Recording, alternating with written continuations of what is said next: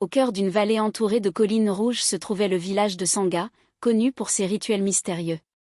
Les habitants vivaient en harmonie, mais une légende inquiétante circulait depuis des générations. On disait que certains soirs, quand la lune se cachait derrière les nuages et que les coqs refusaient de chanter, un marché apparaissait à la lisière de la forêt. Ce n'était pas un marché ordinaire. Ceux qui osaient y entrer ne trouvaient ni ignames, ni poissons, ni tissus.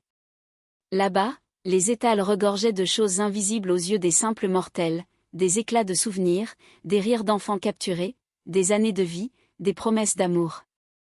Les anciens avertissaient toujours. N'approchez jamais du marché des ombres. Ceux qui marchandent avec les esprits n'en reviennent jamais. Les mêmes points dans ce village vivait en bas, un jeune homme rêveur, orphelin depuis son enfance.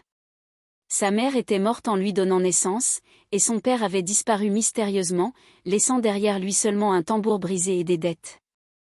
Moqué par les autres, Tamba grandit avec le poids de la pauvreté et du manque d'amour.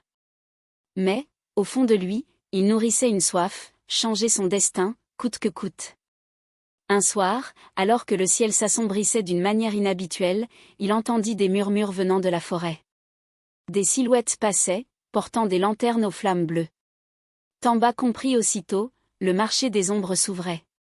Guidé par sa curiosité et sa douleur, Tamba suivit les silhouettes. Plus il avançait, plus l'air devenait glacé. Finalement, il arriva dans une vaste clairière illuminée par une lumière étrange. Des centaines d'étals formaient un labyrinthe, chacun tenu par des marchands au visage masqué ou effacé. L'un d'eux, vêtu d'un pagne noir, l'interpella. Approche, Tamba. Ici, tu peux tout obtenir, richesse, gloire, amour. Mais rien n'est gratuit. Que veux-tu échanger? Tamba, troublé qu'on connaisse son nom, répondit d'une voix hésitante. Je veux une vie meilleure.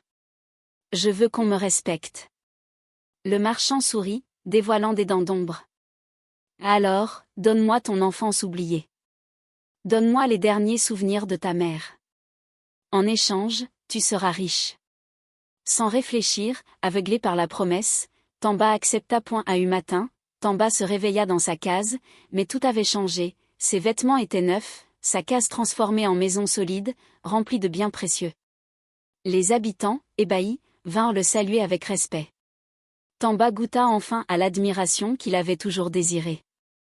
Mais une sensation étrange l'habitait, quand il essayait de se rappeler le visage de sa mère, il ne voyait plus rien. Un vide froid grandissait en lui. Malgré cela, il continua à fréquenter le marché. À chaque visite, il donnait un peu plus, un souvenir heureux, une chanson de son enfance, une larme sincère. En échange, il obtenait gloire, richesse et même l'amour des femmes. Mais plus le temps passait, plus Tamba devenait un homme sans émotion. Son rire sonnait faux, ses yeux semblaient vides.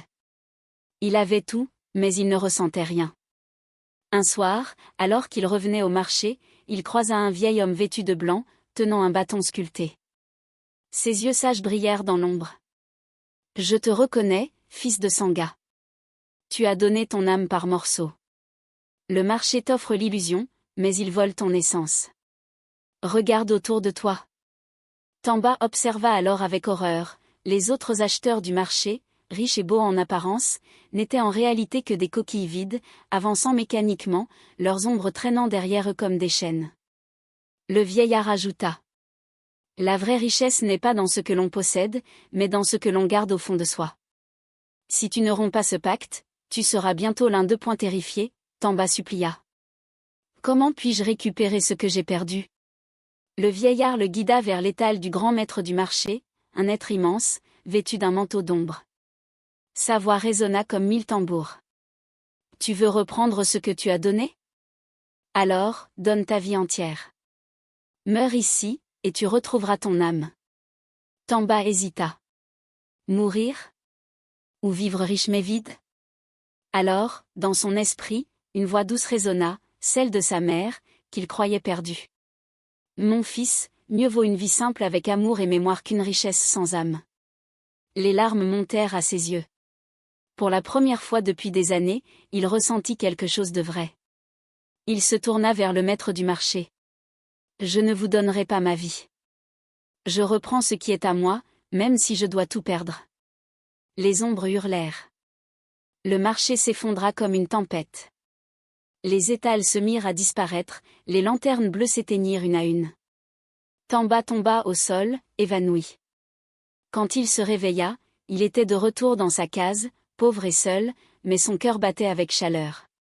Les souvenirs de sa mère lui revinrent, son sourire, sa voix, son amour. Il comprit alors que la vraie richesse était là, dans la mémoire, dans l'amour et dans les liens invisibles qui font un être humain. Le marché des ombres enseigne que toutes les richesses obtenues au prix de l'âme sont des illusions. Celui qui échange ses souvenirs, son amour et ses émotions contre des biens matériels finit vide, même s'il est entouré d'or.